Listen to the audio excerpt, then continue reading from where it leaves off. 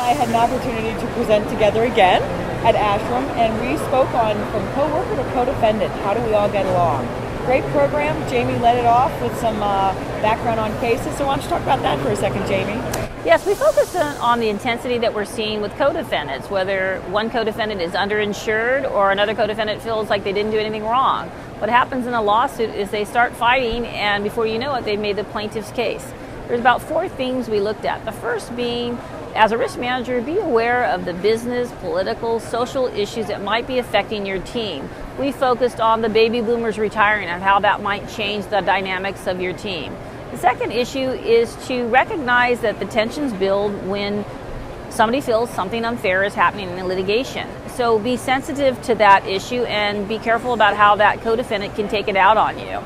The third issue we looked at is the business relationship. Your co-defendants, long after the case is closed, have to deal with each other on a business relationship, whether it's a large anesthesia group, contracting with the hospital. So always consider those business issues, because once you get into litigation, there's some very strong weapons like cross complaints, indemnity agreements that can really leave you with soured feelings with each other. And finally, the fourth issue is that we recommended some communication tips like team steps that Anne's going to be discussing. And the point there being that even if you still get sued and there's a bad outcome, you can make the case so much more defensible. Anne?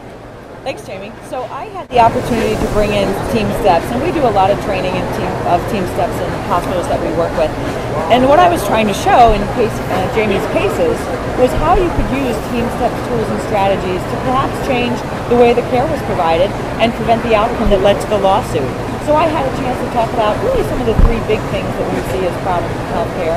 And those are human factors issues that arise during care, it's communication, and what we see with leadership.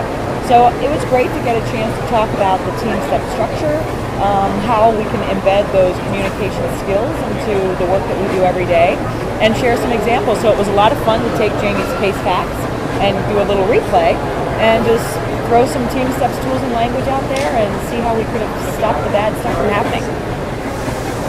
So we're sorry if you missed our program today.